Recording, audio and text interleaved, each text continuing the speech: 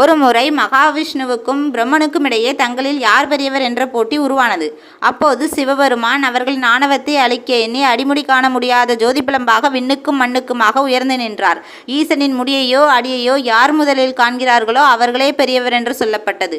இதையடுத்து அன்னப்பறவை உருவம் எடுத்த பிரம்மன் ஈசனின் முடியை தேடியும், வாராக வடிவம் எடுத்த மகாவிஷ்ணு பாதாளத்தை தோண்டியபடியும் ஈசனின் அடியை தேடியும் புறப்பட்டனர். இந்த கோலத்தையே லிங்கோத்பவர் கோலம் என்பார்கள். மாசிமகா சிவராத்திரி நாள்தான் இந்த திருக்காட்சி காண கிடைத்தது என்கிறார்கள். சிவராத்திரி விரதம் இருப்பதால் தெரியாமல் செய்த பாவங்கள், நம் முன்னோர்கள் செய்த பாவங்கள் யாவும் நீங்கும் என்பது ஐதீகமாகும். வருடம் முழுவதும் விரதம் மேற்கொள்வதும் 100 அஸ்வமேத யாகம் செய்த பலனும் இன்று நம் விரதம் இருந்தால் நமக்கு கிடைக்கும் என்பது சத்தியமான உண்மை என்பர்களே. போற்றும் மெய்ப்பொருளே, வேதவள்ளி மணவாளனே, ஈசனே, நாதவடிவான நமச்சிவாயனே போற்றி. இந்த வீடியோ உங்களுக்கு பிடிச்சிருந்தா கமெண்ட்ல சொல்லுங்க ஃப்ரெண்ட்ஸ். லைக் பண்ணுங்க, ஷேர் பண்ணுங்க, சப்ஸ்கிரைப் பண்ணுங்க. Bye bye from Sakthi Siva.